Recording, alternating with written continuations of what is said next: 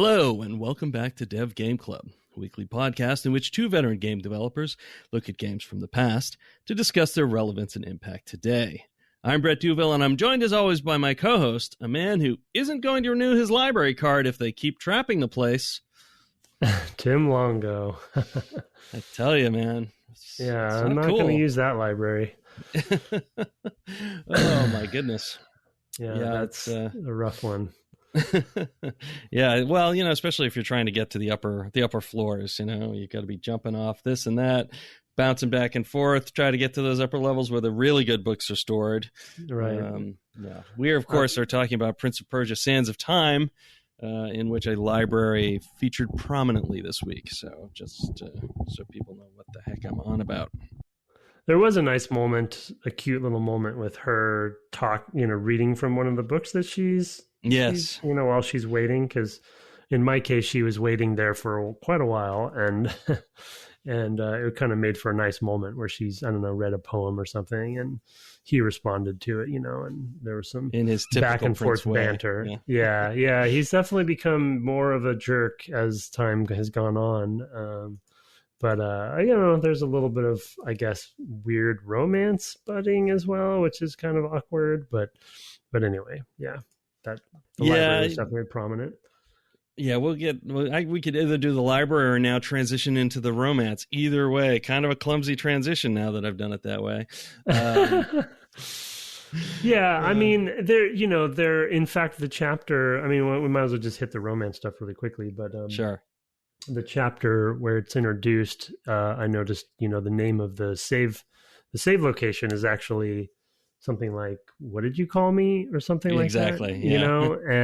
And you see that as a save before you see the scene. Right. So it happens right after. Yeah. You save it, and then it comes back from a cutscene, and she has the prince in her lap, and he's unconscious, even though I guess he's coming out of every save point. He's unconscious, so that does make sense.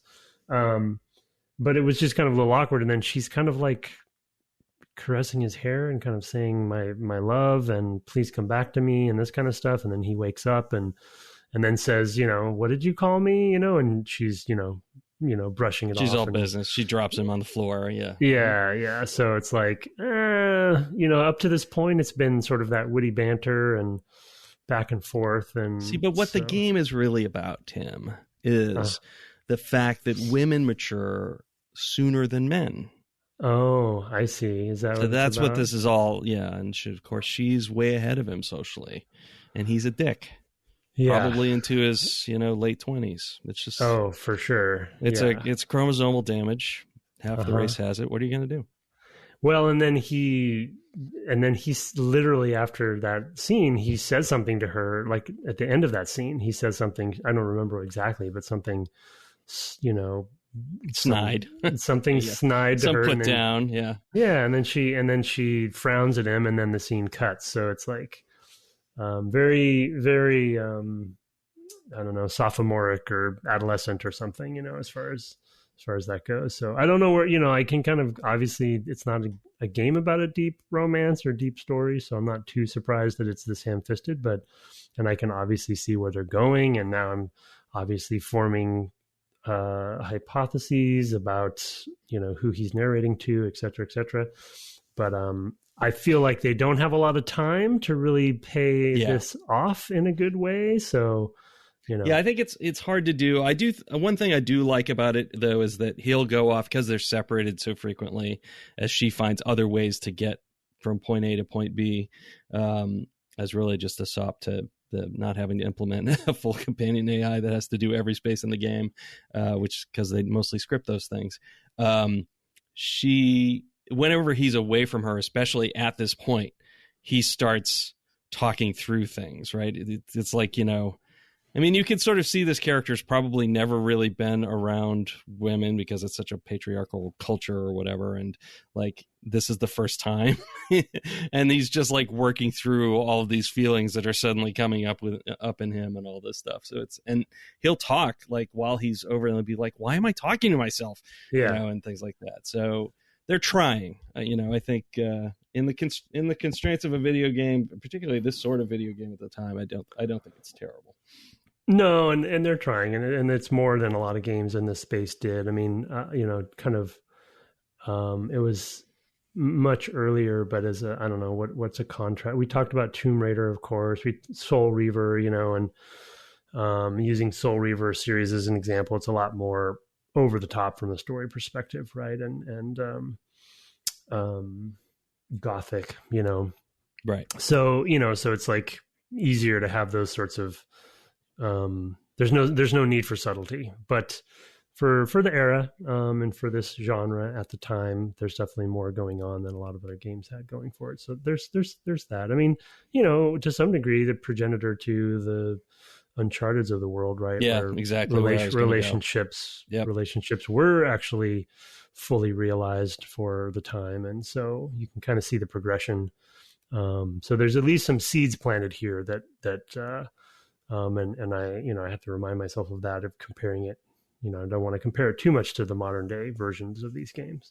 Right. Yeah. I mean, you have little bits of sort of, they don't do a lot of direct pairing of animation. That's really an innovation that comes along pretty much with Uncharted. I'm sure there was other indications of it, but that's like where they really hit it. It's like, oh, really? I mean, I remember playing that game and being like, oh, this is quite good. Like, as far as that stuff goes, like that felt like a step forward. But here they are doing, as you had pointed out, some of the interactions with like, oh, he drops the ladder for her. She climbs up, and is saying, thank you for doing that or whatever. And they're trying to build these things in ways that are primitive now, but at the time were not things people normally considered. And you had pointed out how they tried to support multiple ways that could play out as well. So I think they are, so that your experience with her character is unique to your playthrough, or unique. Yeah. At least one of several possible ways it could go, I should say. It's not unique, but yeah. It makes you feel like you, at least as a player, have a bit of an impact on things, on how, yeah. Then there's a few of them. I mean, obviously you can see this because as we talked about in the first episode of the series, this is it's the beginning of a sort of formula, if you will, for Ubisoft specifically, but just for trying to progress the genre forward at all. And so we take it for granted, some of the things that they're starting to push in this game, because it's just became such a norm in the future. So you got to hand it to them for at least trying. Yeah, it doesn't feel like a thing that they have really tried to push much further either, with the sort of series that have come along since. In Ubi, I mean, I think they do. There's a lot of cutscenes in, for example, Assassin's Creed that actually do the story bits. I've kind of pointed that out, like that I'm not crazy about that, and they've done less of this sort of inter-character interaction during play. They like to kind of control the camera, like, oh, the quest giver, gives you the quest, and that's framed, and whatever, and it's somewhat procedural, but mostly not. And I think it feels procedural, like that they. In aid to authorship, because they have so many quests that they try to make that easy for designers to do. Laudable goal for sure, but it doesn't feel like over the course of their more modern games they try to do a lot of this stuff that happens inside of the mission that I would love to see more of. Yeah, ironically, other companies have taken that mantle, really, like Naughty Dog or what have you. Are there any Assassin's Creed games where you have another AI companion with you, or partners, really? The one that comes to mind the most is Assassin's Creed Syndicate, where you are playing a sister and brother, and there are numerous times where they're both around, and like you're sort of racing places and things like that to both get there.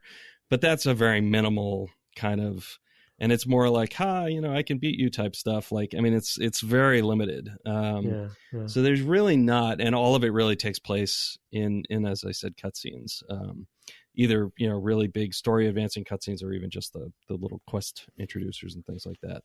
I do quite like that one though, that game. Mostly because one of the characters is quite good. So the dude is bland, but the female character you can play as, you can basically choose who you want to play as for most of the game, and then there are certain missions that you have to have to be this one or that one, but for story reasons. But I see. Yeah. But no, I don't really. I can't think of a Ubisoft game where they do a ton of this better. So maybe Beyond Good and Evil 2. I'm just gonna throw that. I'm gonna throw that out there every episode. There was that. I mean, we mentioned it. There's that Prince of Persia reboot kind of game that was heavily companion based. Yeah, but other than that, yeah.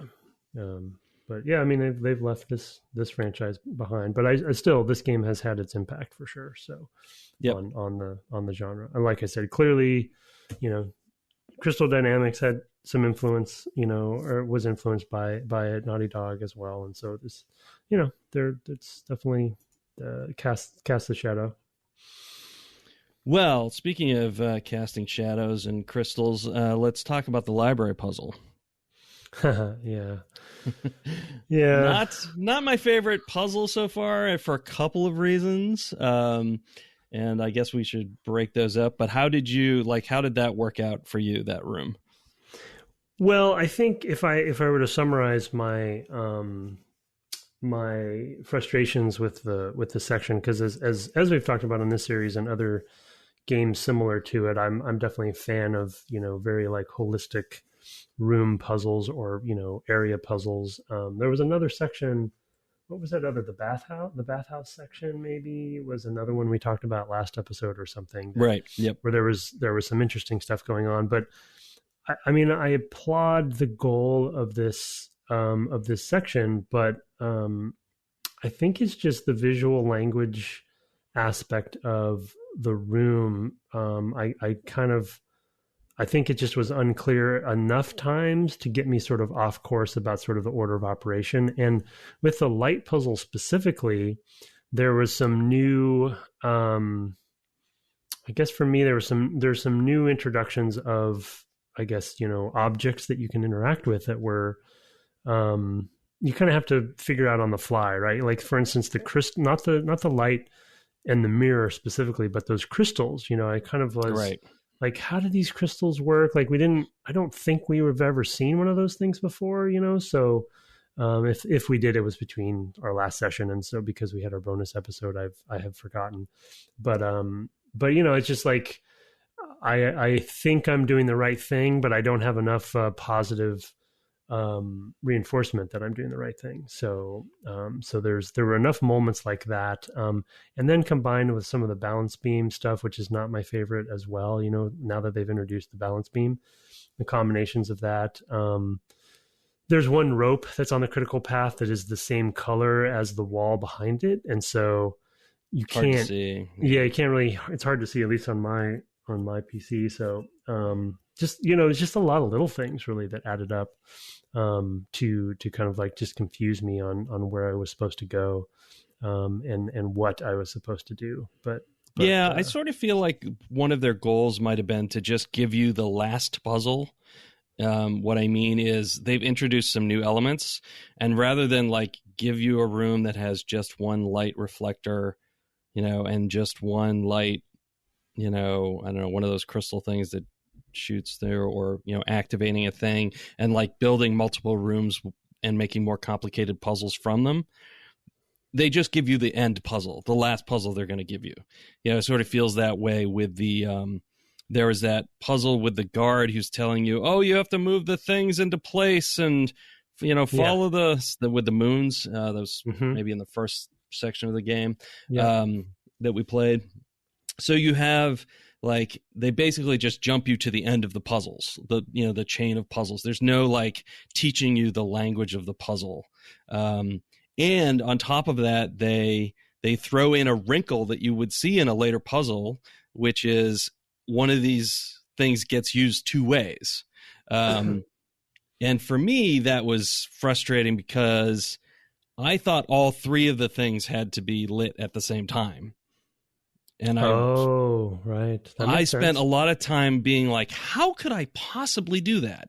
Like, I mean, I spent a lot of time going back to places like, is there another way to split? I mean, I've just like spent so much time thinking like, I don't. And then I was like, well, let me light this one and see what happens. And then maybe that'll give me a clue what to do next. And then it just was like, okay, you open the third door. I'm like, oh, are you kidding me? Like, so one of those was basically pointless, right? So yeah, that was a little frustrating. Yeah, I can totally see that. That makes sense. I mean, it does. In fact, that's kind of a bit of a puzzle trope, to be honest, is light up all the crystals. So yeah. I could see how that would be an assumption. Yeah, and it's really hard to put my finger on. I'm trying to trying to kind of find what what feedback would I give the level designer, kind of thing. You know what I mean? If I were like playtesting the level, but the room is it's cool.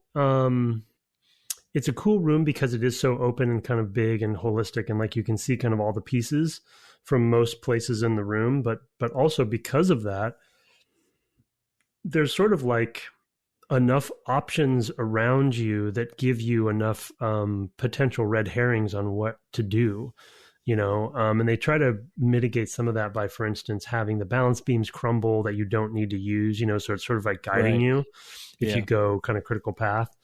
But there's times when certain jumps look like they're pretty close to possible, and you're like, oh, wait, that's not actually a possible jump. So then do I go yes, here well, that's instead? another thing that's another thing that messed me up. Yeah, talk about that. I had a jump that I made. I did this on stream. It was among the last things I did. I jumped from, so there's this big central platform at the top where a second light source comes from, which also throws me off because it feels like there should be a third light source besides. So it's just like all of this stuff is a little weird to me, and it is like not my natural inclination as a puzzle solver, like to think in these terms.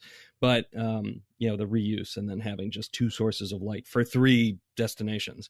But because I've played, we've all played puzzle games that are just the puzzles like this, like just like how do you use a space to redirect the laser beams or whatever. But I had a time where I had jumped from the top level, where you kind of get that second light going, which is basically just to make it possible to get to her. But it also makes it possible to get to these two ropes to swing across to get to the third, where the third lights are, where you have to break through some walls and things like that. The problem is that I was up on that top platform. I'm like, I'm not sure what I should do next. And then I was kind of looking around. I went into first person mode, and I could see that there was a ledge down that or a beam down below that I thought I could jump to. And so I did, and it turns out I landed on it. And it was one of the ropes. And I was like, that felt a little weird. And then he would like fall off of it and not grab it. And I would like rewind time and get back on top of it and be like, I don't know about this. But then one of the times he fell off, he grabbed the rope. And it put the camera in the right place to make it be like, okay, well, now you can swing across through these ledges over there and climb up and get around to where that wall break was. But I had missed a lot of like what the point of that was, right? Like why it had done the things it had done, because I had done the wrong thing. You skipped a whole section. I skipped a chunk of stuff that I was supposed to do. I mean, it didn't do anything to solve the puzzle, but it just threw me off mentally. And the only way for me to solve it in the end was to, at the end of my stream, I had gone and saved at the bottom. And when I started up again this morning, I was like, okay, let me just walk through every step of this puzzle and see where I went wrong, because it feels like somewhere I went wrong. And so I retraversed the room multiple times, never did that jump down the same way, and then finally found like, oh, this is what they had wanted me to do. It didn't help me any, because I also had that other problem where I was like, well, how do I do three lights at once? But it did at least let me go like, oh, okay, I see. I did the wrong thing. I somehow misjudged what I was supposed to do, but now I see what I'm supposed to do. It turns out it didn't necessarily help me, but at least I was like, okay, that was a misstep. Like that jump that I did that felt weird at the time and felt like, boy, that's asking a lot to figure out that you can jump there. Turned out you were not supposed to. And that felt like it was just like, well, the system's kind of, turns out you could just kind of get there, and it wasn't really supposed to be the way you went, and it definitely broke the flow of the room. I don't know. It was, on the one hand, I'm like, these are the sorts of puzzles I like in the sense of the size and complexity. Like this is Uncharted type stuff where it's big room, lots of different things. And he's not constantly telling you what to do. And on the other hand, I'm like, this is why they're constantly telling you what to do. Yeah. In those games. I don't know what I would do differently. I honestly think just changing the voice line that she says when you need to do the third one is try lighting just that one or something like that, just to point out, like, you don't have to, just to point you in a lateral direction instead of you have to do all three, which is definitely what I thought. And I don't know. Yeah. It would have worked a lot better too, to make it like doing one of them at a time from a single light source instead of, three different two light sources. Like, it was all of that just was confusing to me. Yeah. It's like, oh, I figured out how to light this one thing. Great. Now how do I use that same beam to light up another thing? And then a third thing would have made a more natural progression. This was all just a little confused from that standpoint. Yeah, I think as you were talking, I figured out a way to describe my summary. I think it feels like a puzzle room that was, obviously I have no evidence that this is the case, but for me as a player, it felt like a puzzle room that was designed sort of linearly, meaning they were making the puzzle piece by piece as they were kind of constructing the room in an abstract sense, rather than taking a step back and saying, what is my holistic goal with this room and this puzzle? Let me construct the room around my holistic puzzle plan. Instead, I'm like, I'm going to make this path here. I'm going to start with this one crystal. Oh, okay. I'll add a second crystal. Okay. Right. What if I made this crystal used twice? You know what I mean? And so rather than kind of thinking of it in a holistic way, you know what I mean? It's kind of like thinking of it in chunks. And then because of that, generally players do want to see patterns. They do want to see a holistic sense of, oh, this is how the clockwork all works. But there isn't a clockwork here. It's just a series of steps that are strung together in a linear way. And maybe that's what I'm missing. I think you're right. I think this feels very geometry led. Like, oh, you have this big room. Okay, well, how am I going to get you up here? Okay, well, let me put this thing in the middle that raises up when you hit it with a light. Okay, now we're going to do a couple of, we'll do more of those things, et cetera. And you just kind of build it up organically, and it doesn't feel... It doesn't feel like that's how I mean, if we set aside for the point that nobody would actually ever build something like this. No. But we have to, that's every game. You have to set that aside. So setting that aside, that's not how a person would build this. Like, that's not right. It's not, I'm going to, it doesn't get built organically like that. I don't think. No. And I think, puzzles, inherently have a lot to do with logic. And so if people don't see sort of like this, even if it's the room is obviously a ridiculous library where this would never happen. But like you said, putting that aside for a second, you still want to kind of see kind of some sort of like method to the madness, because that's how a lot of people have tried to dissect puzzles. And so if it really is, basically, when you're playing through the room, you can't do that because you just have to take one step at a time, because there is no kind of connected logic between how it ends up working. It's just like do one thing, then the next thing, then the next thing. So you can't even plan ahead really.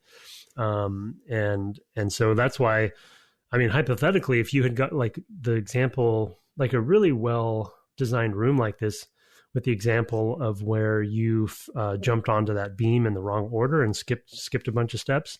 Yeah. If the room was designed in a pretty airtight way, you would know that wouldn't have thrown you off, right? Ideally, you would just know, oh, wait, I have to go over there next and do this thing because the inherent logic of the room is telling me to do that, and I'm actually off track. But instead, you had to start over, and like do it in a linear fashion and like take a moment at each step and say, okay, is this the way I'm supposed to go? And this, so you kind of like, you can't piece it together until you do it the way that they want you to do it. All that being said, the other side of it too, which we mentioned, I think last episode, is the constant conflict between level design and level art. And this is a good example of that, because you can totally see the gray box version of this level. And then later they said, let's make it a library. And you're like, oh, okay, well, yeah, all right, let's do that. Because there's like these platforms that come out of the wall at one point, and which is totally strange because there's only a button for one of them.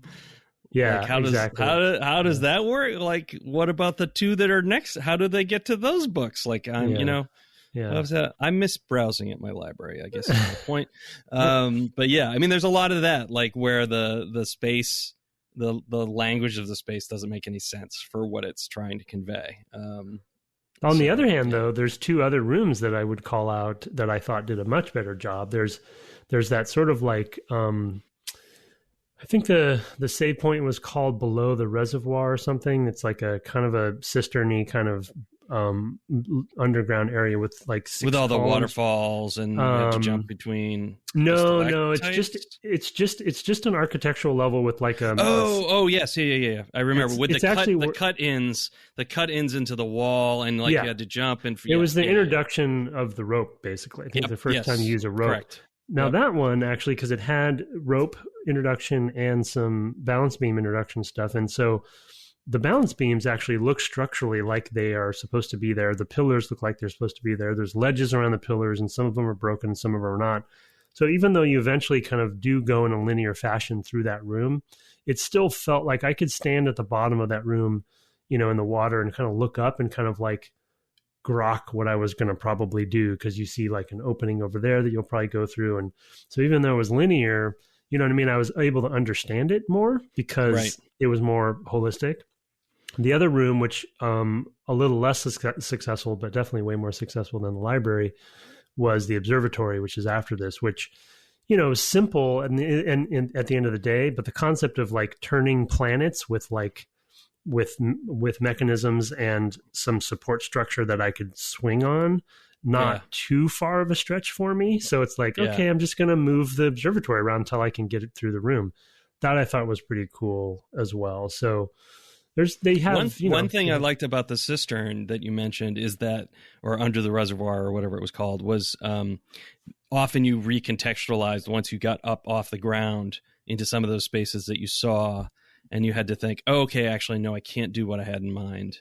What's my plan now? And I'm thinking in particular, there was a rope that you could get to from the first like long balance beam you had to cross, where the trick was actually you had to swing from balance beam to the opposite side rather than jumping to the rope and then turning and trying to jump to swing through the gap to another rope, because there was like an overhanging thing which prevented you getting full extent on the ropes. And I actually really liked that like idea of like, oh, I thought I had a plan. I got up here and now there was stuff I couldn't really see. And so I'm like, it's gotten more complicated as I've gotten more information, but it's still parsable, like why it doesn't work and etc. So that is a particularly good room. I like the observatory too, but it is simple and you're like through it in a second, and I often feel bad about those rooms because it's like, wow, this is really cool, and I was in there for like 30 seconds because it wasn't that hard, right? And I just kind of like ding ding ding ding ding, and now I'm out, and bye,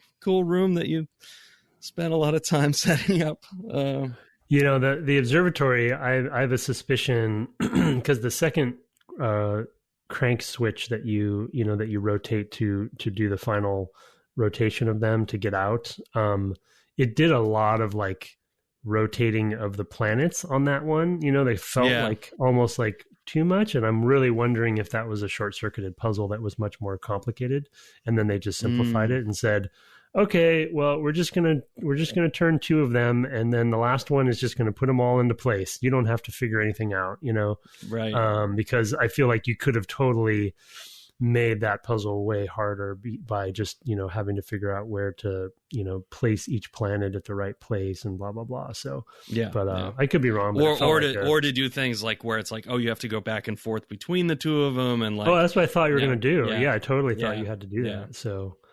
Yeah, they make it look a lot more complicated than it turns out to be. The hardest part for me actually was just reading when he turned them, like where the actual bars were, because they're pretty thin. And I've been playing in a window which is smaller than my screen, so that I can stream it. And so it's like even harder. It's even the resolution's just not quite enough for me to pick those things out with my eyes getting older. But Yeah, I mean, so it's interesting. Those three rooms kind of back to back and are close together enough to compare them. And then, ironically, kind of the simplest sort of architectural version of all three of them was actually, my favorite. That cistern Yeah. kind of level, because and I think actually it had three layers too. There was like the bottom layer, the ledge, and then there was actually later you get to balance beams above that, I think.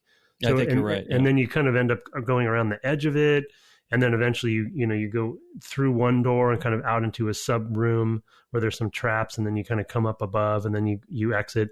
And then the cool thing is you climb up a rope at the end to go just to go out yeah. to yeah, to like up through a well. through a Yeah. well. And it's like, Yeah. so it was such a nice sort of buttoned up exit. And there was I don't know if you probably found it, but there was also a health up in there, so optionally. So Yes. so it's like, I don't know, it felt like a good little section when probably people remember the library more than they remember that room. But for me, that was a good experience. Yeah, when I got to the under the reservoir section, I went, "Oh, I remember this." And I got to the library. I was like, "Oh yeah, I guess I remember there was a library, but I didn't remember anything about it. But I remembered being in the reservoir and solving it. Like, so it actually, despite the fact that it is less, it's more nondescript, I guess I would say, from a level of art standpoint, it does still stand out. Like those other two are like really fancy in terms of level art, lots of bookshelves and different elements and this big piece that moves, or the globes, the orbs of the planets, all that stuff is super complicated. And, this one room that's really just mostly geometry is practically just the gray box, is really kind of something memorable. I also like the little touch of like you jump onto the things and the pails drop off. It's like a marker of like, okay, you've already been here. Like if you ever got back to a rope where there wasn't a pail, you'd be like, oh, I think I'm going backwards, which is also a nice signifier. So good language there for sure. Yeah, and it sort of very loosely relates to the well that you come up later. I mean, who knows why there's multiple ropes and buckets, but at least they tried, so it's like... they need a lot of water, one pail used over and over again is not going to be enough. So they're going to have multiple people drawing water for a palace that size. Come now. It's a Maharaja's palace. You can't just have one pail. It's not a one pail palace. Fair enough. No, that's probably why. So let's talk. You just mentioned the health ups, that optional one there, and you wanted to kind of talk about the optional nature of those things. I certainly have thoughts about that as well, but go ahead and, you mentioned that they're optional, they're hidden. Aesthetically, we both kind of like the idea, like we like going to that place. It feels mystical and interesting and weird in the way this whole thing is, but yeah, you had some concerns. Well, I guess I'm just surprised at something so fundamental, and I would guess pretty fundamental to the balance of the game too as you progress forward. Being so kind of hidden, and optional, because there's definitely times when I could totally see myself missing, and in fact I may have and probably have missed, one or two or something. But every time I find one, I'm like, wow, this is really kind of off the beaten path more than I would have thought. And on the flip side, which is at least a little better, the sand power ups obviously are glowing and a lot more usually visible, unless there's some really hidden that I haven't found. But I guess I just typically put health in such a fundamental category that I've been surprised at how optional these are. I mean, as an example, like, we talked about this ad nauseum with Ocarina of Time, right? And the whole thing about like, oh, the heart is optionally to pick up, but the heart is clearly, where it is. Yeah, and there's a when cutscene that shows that it's there. So it's like, you can choose to pick it up, but it's your choice at that point. Like, it's not because you missed it. And so, it's just, I was just surprised about that. But you had a bigger point about it too. Yeah, I mean, my thing is really that the hidden nature of them makes them, for players who are maybe coming to this game fresh, haven't played a lot of this sort of game, haven't played a lot of games even, and are curious about this, maybe only played the Apple II, ones, and now are like, oh, cool, I played that, when I was a kid or whatever. This is, 15 years on, are coming to a game, and the thing that makes the game easier, especially for the combat, is hidden away. And that is that's a positive feedback loop for people who find them. But if you're not finding them, it's a negative feedback loop because the game just keeps getting harder for you as the enemies get more difficult. It's backwards. And that feels backwards. Yeah. You want for players who are going to have difficulty. Like, it's fine to make these things optional. Like, I mean, speedrunning wasn't a thing, but it is now. And it's like, well, those are the sorts of things you drop out, or to make yourself have a greater challenge. It's another way to like modulate your own difficulty if you want to play it a second time and have, less health. And, we've already talked about how the leaning on the sands makes that a lot easier, but especially for people who are not sort of seeing that relationship, or who feel a lot less threatened having less health. You want to have that available to them, and you want to make it a little easier to see, frankly. I sort of get it and sort of don't. I don't know. It's, because it is mystical and weird. You are punishing the wrong people. So I get it, like, aesthetically, that it's like off the beaten path because it's like a pathway between worlds or something like that. Like, I sort of understand fictionally why it is the way it is, but yeah, from a design standpoint, I don't think it's the best choice. Well, and the other thing that contributes to this, as opposed, and again, I know that Zelda, Ocarina of Time, and this game are different games for sure fundamentally, but there are some similarities. But with a structure like Zelda, the hearts that we were talking about that are in your face available are the core hearts. But of course, if you want to get more hearts, they're throughout the world. But those are the structure of the world allows players to go back and kind of go and search for those if they're having trouble. So that's, and in this case, if you've missed them, you can't go back and get them. Yeah. And because, I mean, we don't know this to be the case and we didn't really test it out, but well, I guess we kind of did in that we didn't get all the hearts or you got more than I did, but I didn't get all the hearts in Zelda. And so the game is more balanced for those core heart numbers than the max heart number, Right. And so the longer you go in this game, the harder it is to know what your player has, and that's really tough. Unless, which I doubt they do, but unless they have some sort of dynamic difficulty behind the scenes accounting for how many health ups you've gotten, which I very highly doubt. No. Yeah, I mean, one of the things that clues into another topic you had mentioned in pre-show was, as we get later in the game, that we sort of have this suspicion that these spaces are getting less playtesting. They're more complicated to build. They're larger. They're later in the game once they figured out the building blocks elsewhere. And that's something that you certainly have a lot more experience with than I do. Well, I think the catalyst for that point that I was making is really what we just spent a long time talking about in the library. And I think the library is a perfect example of, you can tell, and the reason I brought this up is I feel like the library is breaking some of the specifically visual language and also logic rules that they've established in a pretty good way earlier in the game.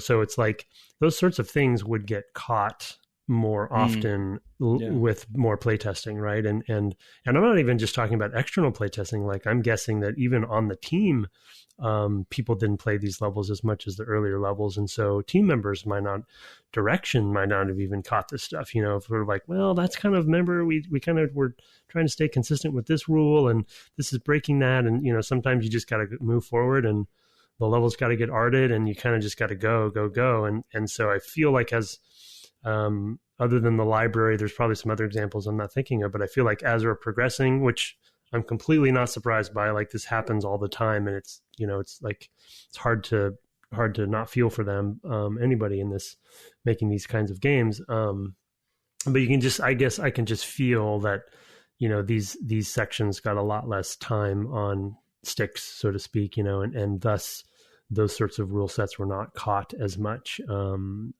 because they just weren't seen as much. And that's a common problem, especially for the ending, which I'm anticipating it'll just get worse as we go on. But I guess it's we're funny. not too far. I don't remember, like, I guess I remember stuff as I get to it and I go, oh yeah, I remember this, and I don't, but like trying to think about what happens, not story wise, but like, what is the final conflict? What's the final boss in this game? No idea. Can't remember. Like, interesting. Yeah. No, I'm like, I have no, like, yeah, I mean, it's a tough thing to do. And it's also, one of the things is I think their traversal stuff is all really cool and interesting and great. And it maybe doesn't give them enough legs, in this game, at least, and maybe they add more stuff moving forward to do. Like, I sort of feel like we've seen all the tricks that they can do with the... Yeah. They're starting to really world push, navigation. Yeah. They're starting to push the combos that they have. Like, they're really trying to think outside the box on how to combo certain mechanics together for the level designers are. But I think it's starting to become thin as far as like working well. It's like, like an example being... Well, in the observatory, like climbing up to that level, like you're jumping from pole to pole, swinging from pole to pole, but at each one you basically have to turn around, which just feels unfluid. Like it just, it's much better. It's much more fun where you can be like, just you're holding down for me, the B button and like hitting A, and like, to just jump. Okay, I'm there. And then jump off run up the wall, jump off the wall.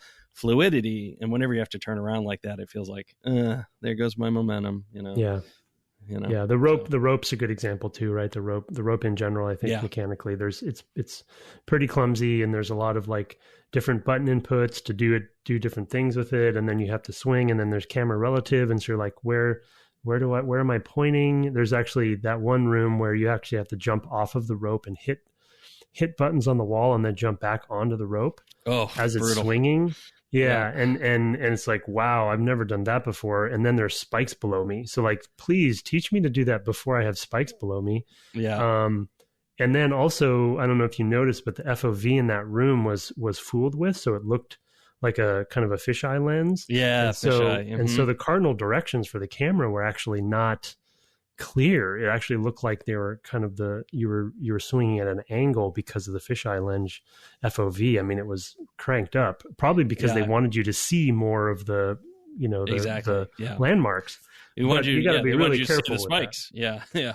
Well, and my comment on that one while I was playing it was like, hey, help me in this room. Like, it's clear I know what to do, so just help me do it. Right? It was very finicky, So. They would argue that they've given you a time mechanic. Right.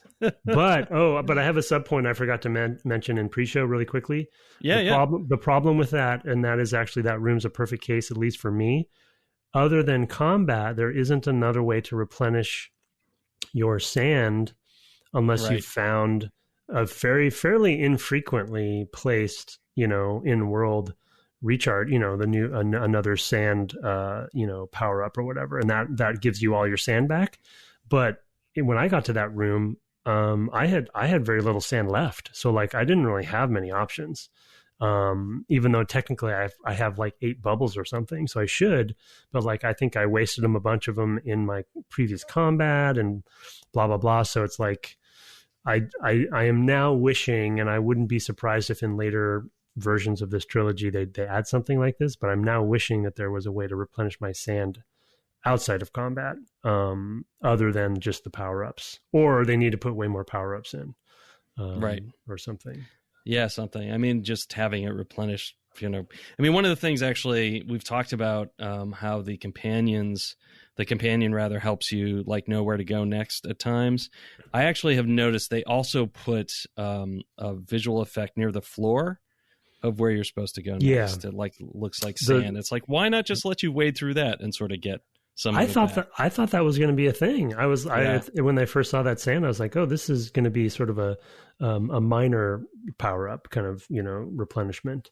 But yeah, it is. It does look like it's just a hinting system. But, Yeah, it's just to kind of it's like an arrow. It's like Perfect Dark Zero or whatever, lines on the ground to help you know which way to go. Which with their fidelity of the graphics at the time is helpful. I mean, there's been times where I've been like, where I've been like, oh, I'm glad that I have that because I'm in a hallway and I've flipped the camera around at some point. And I'm like, which way am I supposed to go now? Oh, well, the sand's over there, so I guess that's where I'm supposed to go.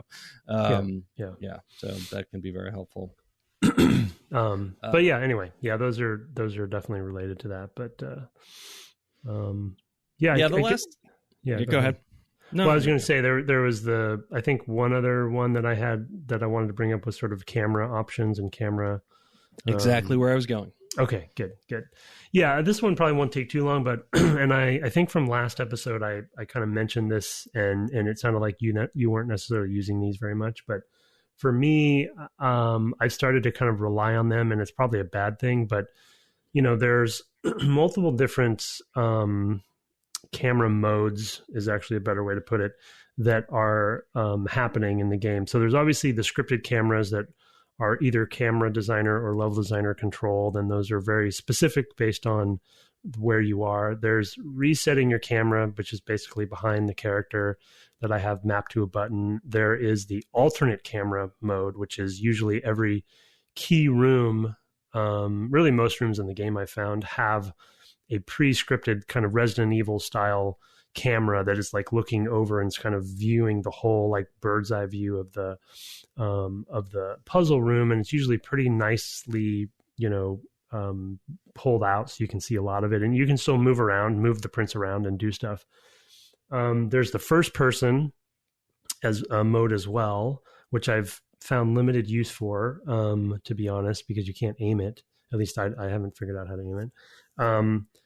But and part of this might be my mapping because I have it mapped to R3 and or R3 and L3 for resetting the camera and the alt camera. But I've come to rely on the alt camera mode specifically quite a bit. And the dynamic camera I still think it's still in its infancy for this genre. Like they definitely made strides, but there's times when it's framing something that I don't understand why it's doing it. So I have to hit that reset camera quite a bit. But there's a timeout for all of them. And so there'll be times when I'm like in the alt camera view and I'm trying to get through a trap hallway, and it's out, it's out there. And then like I'll pause and I'll like wait for like a blade, to like, and if you don't have any inputs, the timer starts. And then in the middle of my running through the trap, the blade, it'll reset my camera back behind me, and I'll be obviously completely thrown off. And so I guess the thesis of this point is really just like, it's awesome that they've given me these modes, but like they're modes that if you give the player input, let the player fully control them, right? Like don't pop you out of them, like, make them meaningful, not just sort of ancillary, because camera is paramount in these games. And they're clearly giving you all these modes because they're kind of band-aiding potentially, some of the issues they might have with having the camera be correct all of the time, which later, like we mentioned, Uncharted, Tomb Raider, some of the more recent games, there's less of a need for camera modes because the camera just works for the most part. You don't. Well, and there's a lot more direct designed control of the camera at every moment, right? You can actually view things and concept a right stick, and stuff like that. So yeah, you have more options in that way because it's more analog. But anyway, it's almost like they were experimenting with all these different modes, and they kind of didn't know which one really was the right one, but they kind of fight you too much with it. So that's been a frustration of mine, with especially the alt camera mode. Yeah, I don't. So I think I maybe didn't even put the alt camera on a button, and that's maybe why I haven't used it, or I don't remember what I put it on. I don't think you have to assign everything. So I assigned all the things that I needed, and I'm not sure that I put that. I did put the center on, on R3, I think, to reset reset behind it. you. Yeah. But yeah, I know I've definitely had points where I've been hanging, and like expecting to do something, and then like to do a jump, for example, away from a wall, and then have the camera move just when I was going to do it, and be like, oh my god, like. Yeah. I was about to jump, and you move the camera, and now I don't know what's going to happen if I do that input that I was going to do. Like, is that going to push in the right direction? I don't know. So yeah, that's super frustrating. I imagine extremely frustrating with the alt camera as well, with some of those hallways. Now I understand why you were having trouble with the hallways. Well, it's gotten to the point where I'll have it in all camera mode, and I'm just kind of like making the prince like do a little dance. So I'm like just moving, I'm just like moving the left stick like a little bit, but then that can get me into trouble with traps too, because, I might be too close to a blade or something, and they're timed and all that kind of stuff. So, I mean, I probably should just stop relying on it so much, but, and not even with the all camera mode, but just the camera, the scripted camera design in general. There's also, I feel like later, this might also be a product of the just not enough playtime on the maps, but later, as we go later in the game, I feel like there's a lot more opposite camera relative cameras being popped in based on you moving from like a trigger to a trigger, meaning, kind of in Resident Evil, it's a little bit more forgivable because it's tank controls and you kind of like, it's a different genre. But in this game, if I move through a door and the camera swaps to a different relative position, and because the controls are camera relative, there'll be times when I'm moving through and I'm pressing, one way. And this is having worked on these games, this is a fundamental challenge and debate for any of these games. But, you move through the door and then the camera switches to the other direction, and now your stick relativity changes, and you're like, whoa, and then you kind of go backwards. Yeah, exactly. Well, the perfect example is in the library when you that light turner bender, when you break the wall, the first one, if you push it out into the other room, as soon as you cross that line, it completely switches. It's basically breaks the 180 rule. Is the TV or film analog is that it swaps so far away that your exact input immediately sets you the other direction. I think we talked about that with might have been Kingdom Hearts as having the same problem with, like, you're going up a ladder, and then because you go into this other space, now you're going down a ladder, and you're like, what is going on? You guys, you have to have known this. Those things are, and that is, we've brought it up multiple times. And again, this is early days for this stuff, so there's they're still figuring this stuff out. Yeah, it's forgivable. So it's forgivable, but that is, like, as much as we talk about the sound cheesy, the synergy that level design and level art need. Now, we're into a world where camera design and level design need to be, joined at the hip, and kind of, so you can solve those problems, as we mentioned Remy Lacoste and his expertise in this area. But so it's solvable, but you have to work. The level designer and the camera designer have to work really in tandem to solve those issues. You can't just kind of, because what ends up usually happening, especially in this era, in the old days, the level designer would do whatever they wanted, and then the camera designer, or whoever's in charge of the cameras, would just have to eat it. They just like, well, I got nothing. I can't. I have no solution. We're just going to have to do this, and it's going to be bugged, and we're going to close the bug and not fix it. Yeah. No, I can remember. I mean, in Tomb Raider, I can remember being in, I think it's the Valley. It's pretty early in the game, and there's like this one spot where you climb up into this alcove, and like now you need to jump out of the alcove, and the camera's can't be in a helpful position because there's no space behind her, because it's like this little hole in the rock that's carved out, and you're like, what were you thinking? And like, I don't know what to do. You're not giving me anything to work with. And it does sort of explain why the Mario 64 camera works so well, because they keep those areas pretty open. So it's, there's usually it's always no ceilings. Yeah, exactly. Yeah. So, I mean, later games have more constraints, and Sunshine has a lot more constraints, although also often more frustrations. So, yeah. Anyway, I think that's been kind of a thing, though, with the 3D Mario games like Galaxy. It may be weird directional gravity stuff and things like that in those games, but yeah, there's no ceiling, as you point out.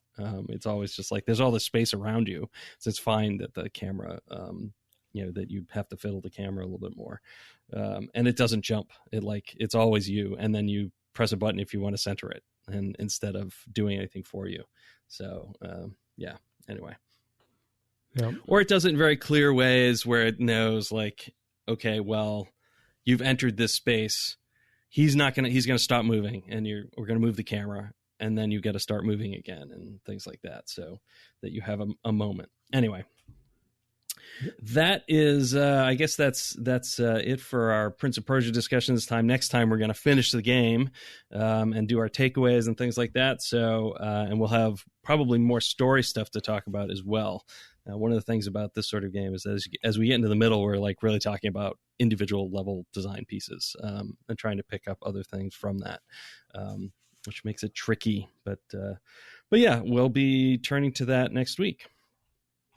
I was going to actually quickly check and see if any reviews came in since the last time I looked, but it looks like no. I think we're in the clear. I'm not going to forget somebody and feel bad about it next week when I find it. So we just have the one email this time sent to devgameclub@gmail.com, and that, sir, is for you to read.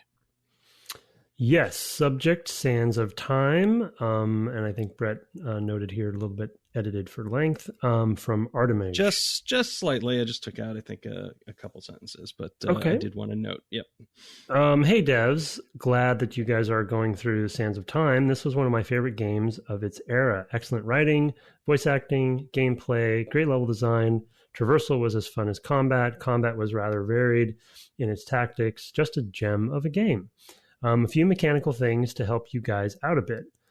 Crescents beside your sand tanks are power tanks. They let you use the time slow, freeze an enemy, and another power or two that I never used. I wonder what those are. Really, I don't even use those two either, except by accident. So I did fool around with that. As an aside, this is Tim now. I did fool around with that, and the time slow definitely, is eating away that particular resource. Freezing enemy, I guess I don't understand that yet. Then I didn't realize those are two separate things. He goes on. Number 2, freezing an enemy is when you hit. Well, for me, it's the Y button, but it you just tap. Yeah, with the dagger, and it freezes the enemy in place, and it kind of floats, frozen. Yeah. Okay. Yeah. You can attack it twice. I think once to like lift it, and once to. So I am doing that. I guess I thought I was thinking literal freeze, and that's you kind of turn them into sand. So yeah, I am doing that, and you just do that by stabbing them with the dagger, I think. So I have that on my left trigger. I basically have left trigger, right trigger for my combat. Number 2, you expand those by reclaiming the Sands of Time from enemies. Every 10 reclaims is a new tank. Oh, interesting. Okay, I didn't realize that. Number 3, I imagine the time reversal limitation is about performance/storage. Binks, the time sweeper, managed more because it was on the OG Xbox, was with a hard drive where it could store literally your entire gameplay and was an exclusive. This was multi-platform. I never played Binks. I didn't realize it was time-based. Time travel. It's called Binks the Time Sweeper. Yeah, I guess I just the subtitle. Yeah. I just didn't remember. It was kind of a similar time manipulation thing. I feel like he had a vacuum cleaner and he sucked up time or something. That was weird. Wasn't it a cat? Is it a cat? It was a cat. Binks is a cat. Okay. Yeah. Now a question. A tabby, I believe. Okay. No, I have no idea.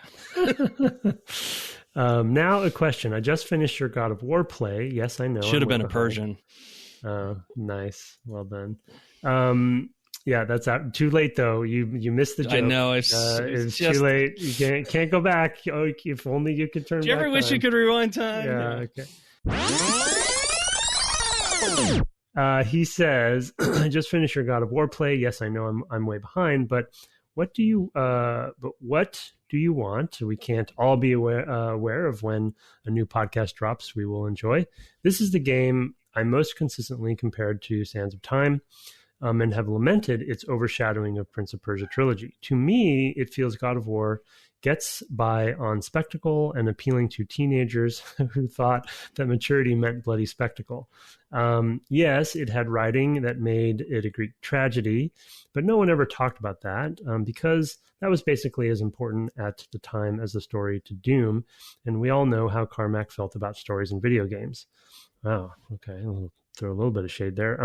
What I'm getting at here is I feel Sands of Time, despite coming out 2 years earlier, had a lot of the attention taken off of it by something that felt less honest, more focus tested, less passionately created. And that really held back gaming and the mass perception of gaming at large. And I would love to hear what you think about this matter. I mean, the similarities are clear. Hack and slash group versus one combatants. One combats, group versus one combats, level traversal, puzzles for slowing down moments, interspersed story scenes. The real differences come in pretty much at combat and the tone of those story beats, and God of War's admittedly easier to navigate camera system. But I don't think Sands of Time would have worked without camera control.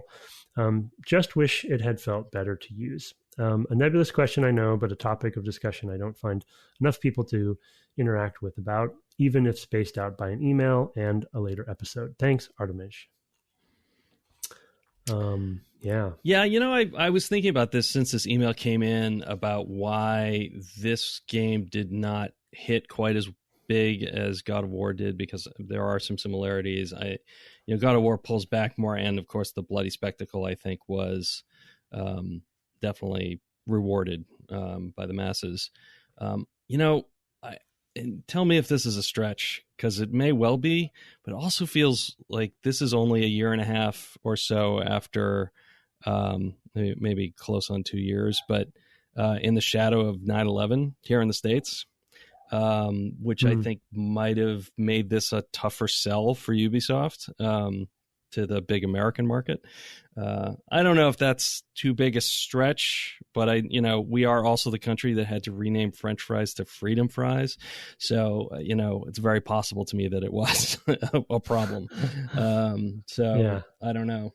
I don't remember that at the time, but at the same time, I might have missed it. We were heads down on something, I'm sure, at the time. So, yeah.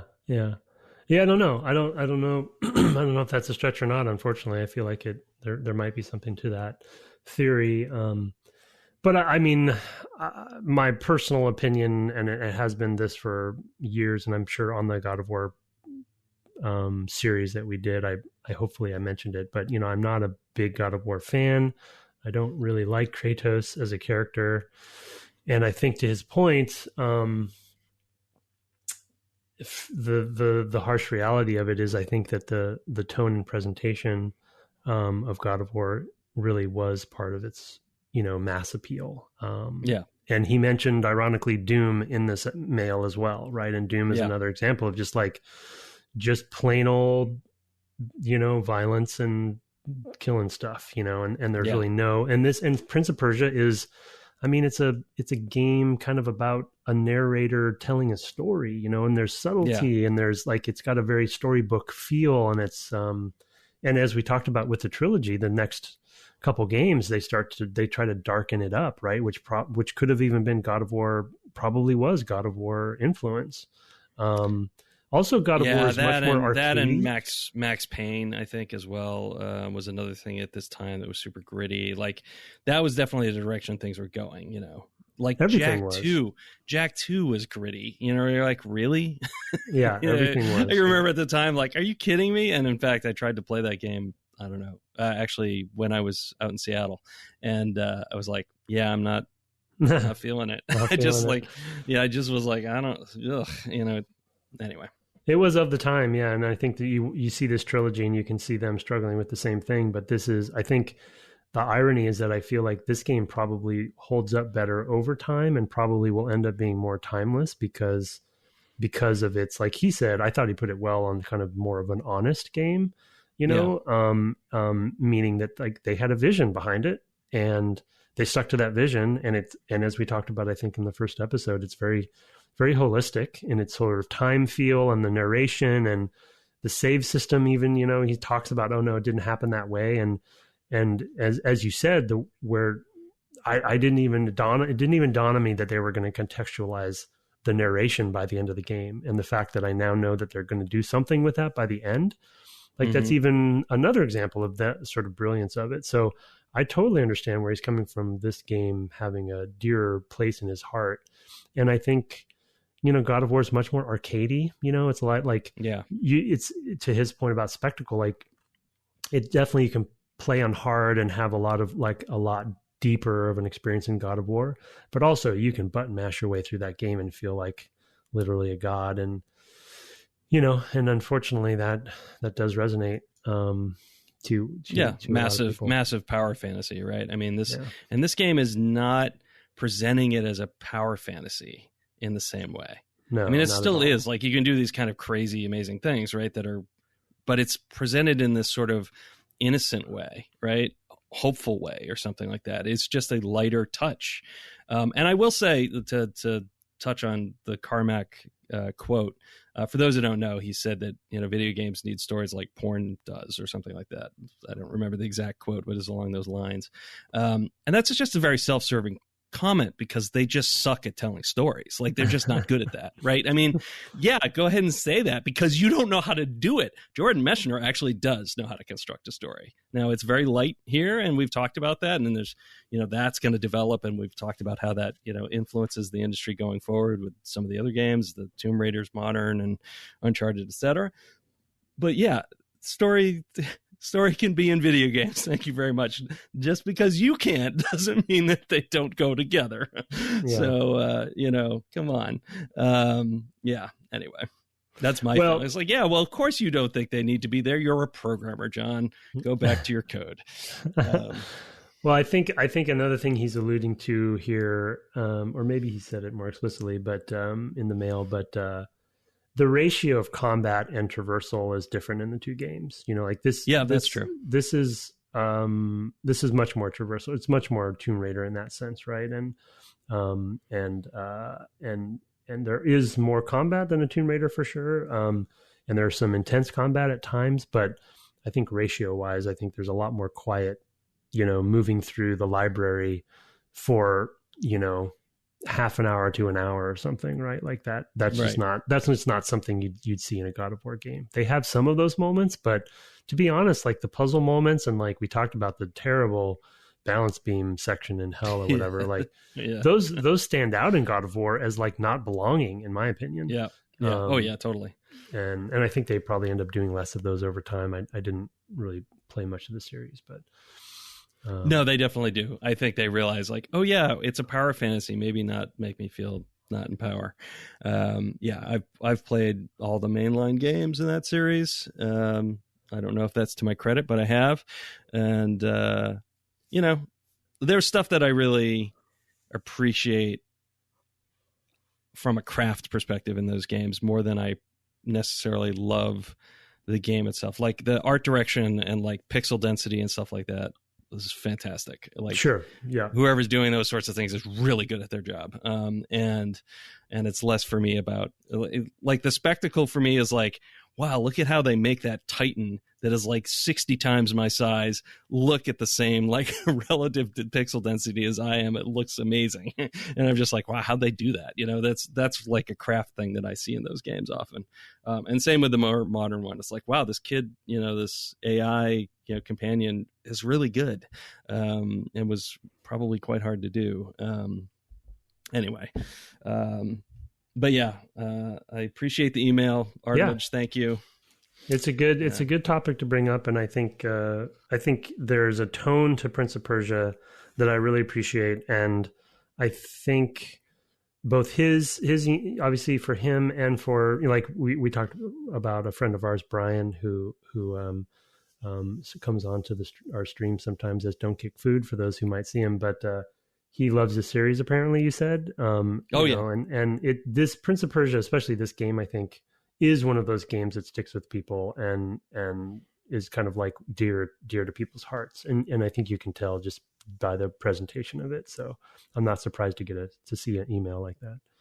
Oh yeah, for sure, one of my favorites. And so, and a lot of it has to do with, it feels a little clunkier now, but at the time, this sort of story that they're trying to tell about these two people who are coming to trust one another, this kid who's maturing in some ways that you wouldn't necessarily expect from him through the course of this adventure. Also good. Yeah. Does that part of it hold up as well as it did in my imagination? Probably not, but it was quite good for the time, for sure. It really stood out in 2003. So yeah. Anyway, in a way that the Greek tragedy did not. Yeah. I mean, the other thing too is, like, in the West, like, we think of our roots as in Greek, tragedy and history and all, and the dawn of democracy and all that stuff, and the Western civilization. And I think that's just makes it's an easier border, to get over. So, for people. Okay. Yeah. Well, thank you for that. That was, of course, as I mentioned earlier, sent to devgameclub@gmail.com. That is our show. Next time we're going to finish this game and do our takeaways. Go ahead and shoot your emails and reviews and things so that we can check them out. You can find us on the web at devgameclub.com or on Twitter at devgameclub, where you can also find my co-host at Tim Longo Jr. with a JR at the end. Which is also where you can find him on Twitch. I have heard something exciting this evening, and that is what his next game is going to be now that he has finished the Hitman series, the modern Hitman series. Yes. So by the time you are hearing this, I will have skipped my Monday session, but Tuesday I'm gonna start Death Stranding out.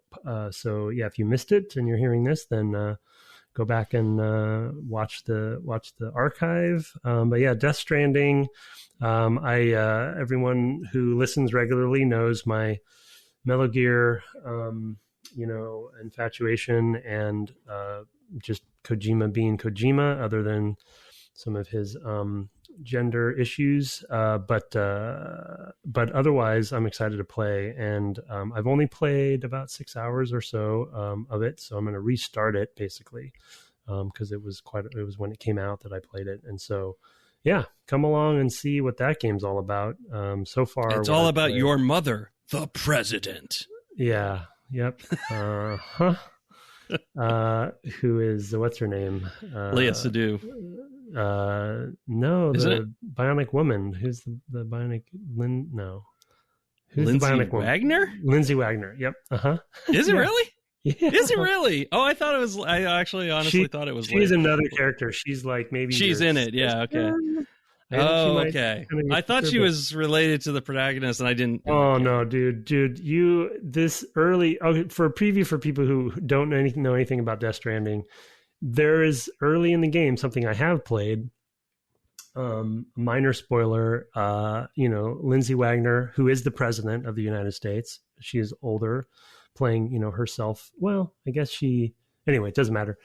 There's all this time reign stuff. I figured it didn't matter what age anybody was. No, anyway. I don't know. I haven't parsed it, to be honest. Like it's still confusing, and I've played some of it. But she passes away in the kind of earlier one of her forms, and then you carry her body on your back to incinerator, and incinerate the body, because if you don't, bad stuff happens. And what happens to her bionic parts? Do they explode in the flames? Yeah, no, I don't.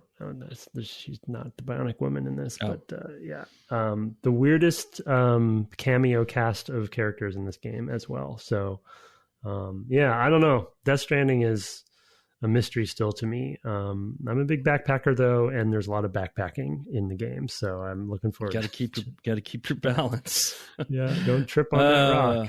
Speaking of balance, I've been playing our Arcanum, or Arcanum. Actually, I think the world is. I have not played a ton more. I only played one night last week, so just for another hour and a half. It is. It's a little tricky to know what to pursue at any given time, like the difficulty. It's like a Fallout where it's an open world, people mark places on your map and you can go there and you don't like, should I go here or should I go here? And you don't know. And there's not a lot of clarity. Like, am I ready to go here? So that's been interesting. I have, however, met with Gil Bates. So if you were concerned about that, Right. that happened, I think, last week. But yes, I've been playing Arcanum of Steamworks and Magic Obscura, the one Troika game I have never finished, and I thought I would. I've definitely already made it further. I barely scratched the surface of this game. I probably played the first 2 hours and was like, I don't know what to do. Or just was busy, who knows. But that's what I've been playing on twitch.tv/Brett Douville. Enough of all of that. Our intro and outro music was written and performed by Kirk Hamilton, commissioned by friend of the cast Aaron Evers, and our new logo is by Mark Garcia, whose Sands of Time was chef's kiss, as you heard last time. I want you to say to all have fun taking a trip to your well-lit library this week, and good night. Good night.